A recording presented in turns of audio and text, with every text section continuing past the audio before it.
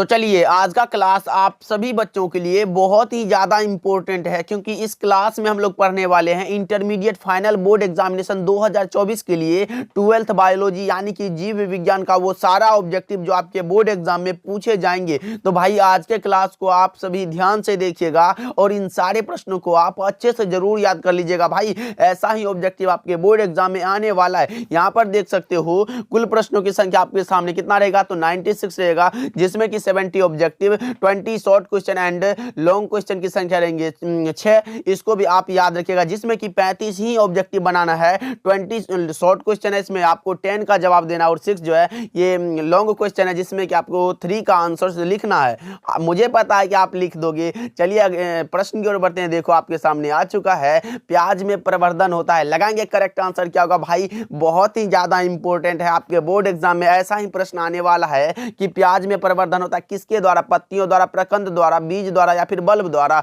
लगाओ correct answer क्या होगा 1 का। तो मैं बता दूं इसका राइट आंसर हो जाएगा बल्ब द्वारा, यानी कि ऑप्शन नंबर डी बिल्कुल करेक्ट आंसर हो जाएगा। 1 का डी ध्यान में रखिएगा, इंपॉर्टेंट क्वेश्चन है। चलिए नेक्स्ट सवाल की ओर बढ़ते हैं। दूसरा नंबर सवाल देखिए आपके सामने आ चुका है, लगाएंगे करेक्ट आंसर क्या होगा। सुनहरा धान ऐसा चावल है जो समृद्ध है। भाई बताओ किसमें समृद्ध है, आयरन में, बीटा कैरोटीन में, लाइसिन में या फिर विटामिन सी में। पहले तो भाई ये विटामिन ए में होता है और इसमें बीटा कैरोटीन उपस्थित रहता है। Option number B right answer है। 2 का जो है बिल्कुल बी जो है करेक्ट हो जाएगा, ध्यान में रखिएगा आपसे भी। चलिए 3 नंबर सवाल को देखते हैं क्या कर रहा है। पौधों में शाकनाशी प्रतिरोधी जीन है। पौधों में पूछा गया भाई शाकनाशी प्रतिरोधी जीन कौन सा है, ये पूछा गया आप सभी से। तो मैं बता दूं यह होता है ग्लूकाथायोन एस ट्रांसफेरेज होता है, जो कि ऑप्शन नंबर डी में दिया गया है। राइट आंसर है 3 का, D is the correct answer, ध्यान में रखिएगा आप सभी। चलिए अगले प्रश्न की ओर बढ़ते हैं। 4th नंबर सवाल देखिए आपके सामने आ चुका है, जीन अभिव्यक्ति का नियंत्रण किनके स्तर पर होता है। लगाएंगे करेक्ट आंसर क्या होगा। जीन अभिव्यक्ति का नियंत्रण जो है वो किसके स्तर पर होता है, प्रतिलेखन, अनुवादन, डीएनए प्राकृतिक या फिर ए और बी दोनों। लगाएंगे करेक्ट आंसर क्या होगा। तो इसका राइट आंसर जाएगा प्रतिलेखन और अनुवादन दोनों के द्वारा, इसीलिए ऑप्शन डी करेक्ट आंसर हो जाएगा, ध्यान में रखिएगा, बहुत ही इंपॉर्टेंट क्वेश्चन है। ओके चलिए देखिए 5वां नंबर सवाल देखिए, केंद्रक प्रतिरोपण तकनीक की खोज किनके द्वारा की गई थी। लगाएंगे करेक्ट आंसर क्या होगा। केंद्रक प्रतिरोपण तकनीक की खोज जो है वो किनके द्वारा की गई थी, तो यह किया गया था ब्रिग्स के द्वारा, जो कि ऑप्शन नंबर सी में दिया गया है, राइट आंसर हो जाएगा। लगा लो 5 का जो है बिल्कुल सी करेक्ट आंसर हो जाएगा, ध्यान में रखिएगा आप सभी। ओके चलिए देखिए 6 नंबर सवाल देखिए आपके सामने, सैटेलाइट डीएनए एक उपयोगी साधन है किसका। भाई सैटेलाइट डीएनए जो एक उपयोगी साधन है वो किसका है, लिंग निर्धारण का, अंग निर्धारण का, या फिर फोरेंसिक विज्ञान का, या फिर उत्तक संवर्धन का। लगाएंगे करेक्ट आंसर क्या होगा। तो मैं बता दूं इसका राइट आंसर हो जाएगा कौन सा, फोरेंसिक विज्ञान का। भाई option number C right answer हो जाएगा। 6 का जो है C is the correct answer, ध्यान में रखिएगा आप सभी, भाई बहुत ही इंपॉर्टेंट है। चलिए 7 नंबर सवाल देखिए, फटाफट से भाई आंसर लगाते चलो, तभी तो याद होगा क्लास में। देखो क्या मानस अभयारण्य अवस्थित है कहां भाई, असम में, बिहार में, गुजरात में या फिर राजस्थान में। लगाएंगे करेक्ट आंसर क्या होगा 7 का। तो मैं बता दूं मानस अभयारण्य जो स्थित है वो है कहां, तो आपको भी पता होगा ये असम में है, option number A right answer है। 7 का A is the correct answer, ध्यान में रखिएगा आप सभी। चलिए 8 नंबर सवाल को देखते हैं क्या कर रहा है। आपके सामने आ चुका है, विभिन्नताएं अर्धसूत्री विभाजन के दौरान उजागर होती है। लगाओ करेक्ट आंसर क्या होगा। विभिन्नताएं अर्धसूत्री विभाजन के दौरान उजागर होती है, क्या उजागर होता है, किसके कारण उजागर होती है, ये पूछा गया आप सभी से। लगाओ करेक्ट आंसर क्या होगा। विनिमय के कारण, स्वतंत्र संकलन के कारण, या फिर सहलग्नता के कारण, या ए और बी दोनों। लगाओ 8 का करेक्ट आंसर क्या होगा। तो इसका राइट आंसर होने वाला है विनिमय के कारण, जो कि ऑप्शन नंबर ए में दिया गया है। 8 का A is the correct answer, ध्यान में रखिएगा आप सभी। चलिए 9 नंबर सवाल को देखते हैं क्या कर रहा है। निम्नलिखित में से कौन सा अकार्बनिक पदार्थ का उपयोग करता है। भाई निम्नलिखित में कौन है जो अकार्बनिक पदार्थ का उपयोग करता है। लगाओ करेक्ट आंसर क्या होगा। स्वपोषी, मृत उपजीवी या फिर मृत जीवी, विषम पोषी या फिर अप घटक होता है यहाँ। लगाओ करेक्ट आंसर क्या होगा 9 का।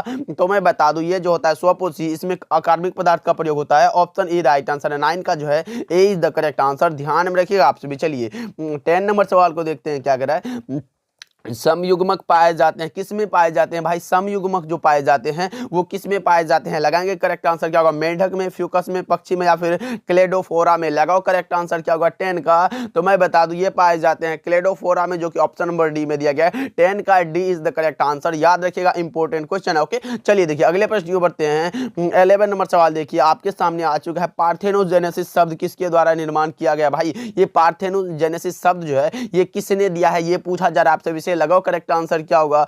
11 का। तो मैं बता दूं ये जो दिया गया है ये दिया गया ओवेन साहब के द्वारा, जो कि ऑप्शन नंबर बी में दिया गया है। 11 का बी बिल्कुल करेक्ट आंसर हो जाएगा। याद रखिएगा, इंपॉर्टेंट क्वेश्चन है। ओके, चलिए देखिए 12 नंबर सवाल को देखते हैं क्या कह रहा है। नील हरित शैवाल खेती के लिए उपयोगी जैव उर्वरक है। अब लगाओ करेक्ट आंसर क्या होगा? नील हरित शैवाल जो है खेती के लिए, खेत के लिए उपयोगी जैव उर्वरक है। किस खेत के लिए, ये पूछा गया आपसे विषय। लगाओ करेक्ट आंसर क्या होगा? 12 का। तो यह हो जाएगा कौन सा? चावल की खेती के लिए भाई। ऑप्शन नंबर सी बिल्कुल करेक्ट आंसर हो जाएगा। 12 का C is the correct answer. यहाँ खेती होगा। ओके, चलिए देखिए 13 नंबर सवाल देखिए आपके सामने आ चुका। ग्राफियन पुटक पाया जाता है, कहाँ पाया जाता है भाई? ग्राफियन पुटक जो पाया जाता है वो कहाँ पाया जाता है? नर मानव के वृषण में, पौधों के अंडाशय में, या फिर मानव यकृत में, या फिर मादा मानव के अंडाशय में। लगाओ करेक्ट आंसर क्या होगा? 13 का। तो यह पाया जाता है मादा मानव के अंडाशय में। ऑप्शन नंबर डी बिल्कुल करेक्ट आंसर हो जाएगा। 13 का D is the correct answer. Okay, चलिए देखिए 14 नंबर सवाल देखिए। जलमग्न पौधों में रंध्र रहते हैं भाई। जलमग्न यानी कि जल के अंदर जो पौधा होता है उसमें रंध्र कहाँ पाए जाते हैं? दोनों सतहों के बराबर, या ऊपरी सतह पर, या आपकी किसी भी सतह पर होता ही नहीं है, या निचली सतह पर। तो मैं बता दूं जलमग्न पौधों में जो रंध्र होते हैं वो कहीं होते ही नहीं है, यानी कि ऑप्शन सी राइट आंसर हो जाएगा। 14 का C is the correct answer. याद रखिएगा आपसे भी। चलिए 15 नंबर सवाल देखिए। सोमा क्लोनल विविधता किनके द्वारा प्राप्त की जाती है? अब लगाओ करेक्ट आंसर क्या होगा? सोमा क्लोन विविधता किसके द्वारा प्राप्त की जाती है? लगाओ करेक्ट आंसर क्या होगा? उत्तक संवर्धन भाई, यही तो सही आंसर होने वाला है। 15 का ए जो है ये बिल्कुल करेक्ट आंसर है, ध्यान में रखिएगा आपसे भी। चलिए 16 नंबर सवाल को देखते हैं क्या कह रहा है। शुक्राणु का संचलन किनके द्वारा होता है? शुक्राणु का जो संचलन होता है वो किनके द्वारा होता है, ये पूछा जा रहा है आपसे विषय। तो लगाओ 16 का करेक्ट आंसर क्या होगा? ये जो होता है ये होता है पूंछ के द्वारा। Option number D right answer है। 16 का D is the correct answer. भाई ये क्वेश्चन बैंक का सारा ऑब्जेक्टिव है, याद जरूर कर लो भाई, बहुत इंपॉर्टेंट है। चलिए 17 नंबर सवाल देखिए। ग्लूकोज को अल्कोहल में बदलने वाला एंजाइम है। ग्लूकोज को अल्कोहल में बदलने वाला कौन सा एंजाइम है भाई? लगाओ करेक्ट आंसर क्या होगा? 17 का तो करेक्ट आंसर होने वाला है zymase. Option number C is the right answer. 17 का सी लगा रहे हो आप, तो आपका भी करेक्ट आंसर है। ओके, चलिए देखिए 18 नंबर सवाल को देखते हैं क्या कर रहा है। मानव युग्मकों में गुणसूत्रों की संख्या होती है, कितनी होती है भाई? मानव के युग्मकों में गुणसूत्रों की जो संख्या होती है वो कितनी होती है? पहले तो आपको पता होना चाहिए ये युग्मक जो होता है ये हैप्लॉइड होता है, यानी कि n होता है भाई। n बराबर 23 होता है, यानी कि ऑप्शन सी बिल्कुल करेक्ट आंसर हो जाए। अगर 2n होता तब आप लगा सकते थे 46, लेकिन यहाँ तो n हैप्लॉइड है यानी कि 23। Option number C is the correct answer. याद रखिएगा आपसे भी। चलिए 19 नंबर सवाल देखिए आपके सामने आ चुका है। बाह्य स्थानीय संरक्षण का उदाहरण है। बाह्य स्थानीय संरक्षण का उदाहरण कौन सा है भाई? बीज बैंक, राष्ट्रीय उद्यान, पवित्र उपवन, या फिर जंतु उद्यान। तो यह हो जाएगा बीज bank. Option number A right answer है। 19 का A is the correct answer. Okay, चलिए देखिए 20 नंबर सवाल को देखते हैं क्या कह रहा है। जब नर आकृति में मादा से भिन्न होता है तब यह कहलाता है। जब नर आकृति में मादा से भिन्न होता है तब यह क्या कहलाता है भाई? यौन द्विरूपता कहलाता है। Option number B right answer है। 20 का B is the right answer. याद रखिएगा आपसे भी। चलिए 21 नंबर सवाल को देखते हैं क्या कह रहा है। लगाते चलो भाई आंसर और याद भी करते चलो। देखिए आवृत्ति बीजी पौधों के भ्रूणपोष में गुणसूत्रों की सूत्र गुणता क्या होती है? यह होती है 3n। आपको भी पता होगा और मुझे भी पता है। ऑप्शन नंबर बी बिल्कुल करेक्ट आंसर हो जाएगा। 21 का B is the correct answer. चलिए 22 नंबर सवाल देखिए। अम्लीय वर्षा का पीएच मान नीचे होता है तभी यह अम्ल वर्षा कहलाता है। ये होता है 5.6 से जब कम होता है तब यह अम्ल वर्षा कहलाता है, यानी कि option number A right answer है। 22 का A is the correct answer. याद रखिएगा आपसे भी, बहुत ही इंपॉर्टेंट है।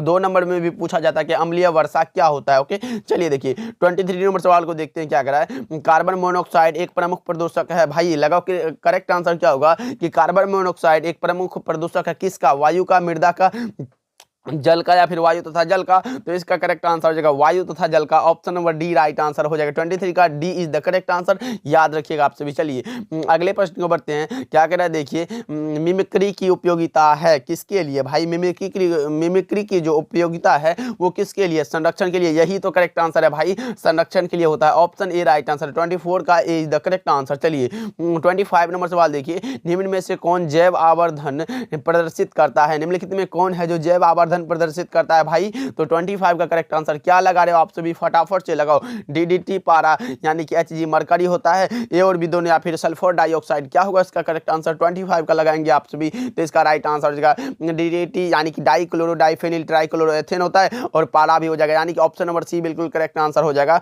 25 का C is the correct answer. चलिए 26 नंबर सवाल को देखते हैं। आपके सामने आ चुका है, हुलॉक गिब्बन पाया जाता है भाई किस उद्यान में पाया जाता है? हुलॉक गिब्बन जो है वो किस उद्यान में पाया जाता है, ये पूछा गया आप सभी से। तो यह पाया जाता है काजीरंगा पक्षी अभयारण्य में। ऑप्शन डी राइट आंसर है। 26 का D is the correct answer, याद रखिएगा, बहुत ही इंपॉर्टेंट है। चलिए अगले प्रश्न की ओर बढ़ते हैं। आपके सामने आ चुका है, रेड डाटा बुक में सूचीबद्ध प्रजातियां हैं। ये तो भाई बहुत ही इंपॉर्टेंट है, आपके बोर्ड एग्जाम में कई बार आ चुका है, इसीलिए याद रखिएगा। रेड डाटा बुक जो है उसमें जो है सुभेद्य और आपत्तिग्रस्त और संकटग्रस्त ये सभी प्रजातियां पाए जाते हैं। ऑप्शन डी बिल्कुल करेक्ट आंसर है। 27 का D is the correct answer. चलिए 28 नंबर सवाल को देखते हैं। क्या कह रहा है, विश्व संरक्षण दिवस कब मनाया जाता है? विश्व संरक्षण भाई लोग करेक्ट आंसर क्या होगा लगाओ आप सभी। तो विश्व संरक्षण दिवस मनाया जाता है 5 जून को, आपको भी पता होगा भाई, बहुत ही ये भी इंपॉर्टेंट है, आपके बोर्ड एग्जाम में 2 से 3 बार आ चुके हैं। चलिए 29 नंबर सवाल देखिए, मादा जंतु जिसमें मध चक्र भाई किसमें होता है? लगाओ करेक्ट आंसर क्या होगा? मध चक्र एक होता है ऋतुस्राव चक्र, तो मध चक्र पाए जाते हैं गाय भैंस बकरी ये सब में, और ऋतुस्राव चक्र मनुष्य बंदर चिंपैंजी ये सब में पाए जाते हैं। इसको भी आप याद रखिएगा। अभी का फिलहाल ऑप्शन नंबर डी बिल्कुल करेक्ट आंसर हो जाएगा। चलिए 30 नंबर सवाल को देखते हैं। क्या कह रहा है, कॉपर टी का कार्य है? कॉपर टी का क्या कार्य है भाई? तो ये जो फर्टिलाइजेशन को रोकता है यानी कि निषेचन को रोक देता है। ऑप्शन सी बिल्कुल करेक्ट आंसर हो जाएगा। 30 का C is the correct answer. चलिए 31 नंबर सवाल देखिए। क्या कह रहा है, मनुष्य के विकास की आयु किसके द्वारा मापी जाती है? मनुष्य के विकास की आयु किसके द्वारा मापी जाती है ये बताना है। तो ये मापी जाती है किसके द्वारा? तो कार्बन डेटिंग के द्वारा। ऑप्शन बी राइट आंसर है। 31 का B is the correct answer, याद रखिएगा भाई, बहुत ही इंपॉर्टेंट है। ओके चलिए देखिए 32 नंबर सवाल देखिए, निम्न में से कौन मीथेन उत्सर्जन करता है? निम्न में से कौन है जो मीथेन उत्सर्जन करता है भाई? धान का खेत, पशु, दीमक, इनमें से सभी हो जाएगा भाई। 32 का D is the correct answer. Okay याद रखिएगा आप सभी। चलिए 33 नंबर सवाल देखिए आपके सामने, विश्व स्वास्थ्य दिवस हर वर्ष मनाया जाता है, किस तारीख को मनाया जाता है भाई? लगाओ करेक्ट आंसर क्या होगा? 33 का। तो यह माना जाता है कब बताओ आप सभी? तो 7 अप्रैल को। Option number B right answer है, याद रखिएगा आप सभी, बहुत ही इंपॉर्टेंट क्वेश्चन है। चलिए 34 नंबर सवाल को देखते हैं। क्या कह रहा है, मनुष्य में दांत की बीमारी होती है, किसके द्वारा होती है भाई? मनुष्य में जो दांत की बीमारी होती है वो किसके द्वारा होती है? जीवाणु द्वारा, कवक द्वारा, विषाणु द्वारा, या फिर कृमि द्वारा? तो मैं बता दूं इसका जो राइट आंसर हो जाएगा वो होता है कवक के द्वारा। ऑप्शन बी राइट आंसर है। 34 का B is the correct answer. Okay चलिए देखिए 35 नंबर सवाल देखिए, द्विखंडन किसमें पाया जाता है? द्विखंडन भाई किसमें पाया जाता है? अमीबा में, पैरामीशियम में, या ए और बी दोनों, या इनमें से कोई नहीं? तो द्विखंडन अमीबा में भी पाया जाता है और पैरामीशियम में भी पाया जाता है, यानी कि option number C right answer हो जाएगा। 35 का जो है 35 का C is the correct answer, ध्यान में रखिएगा, बहुत ही इंपॉर्टेंट है। ओके तो चलिए अब आप फटाफट से कमेंट करके बताओ कि इस 35 ऑब्जेक्टिव में आपको पहले से कितना पता था, जरूर कमेंट करके बताना। तो मिलते हैं अगले क्लास में, तब तक के लिए आप अपना ध्यान रखिएगा, इन सारे प्रश्नों को आप अच्छे से याद कर लीजिएगा। मिलते हैं।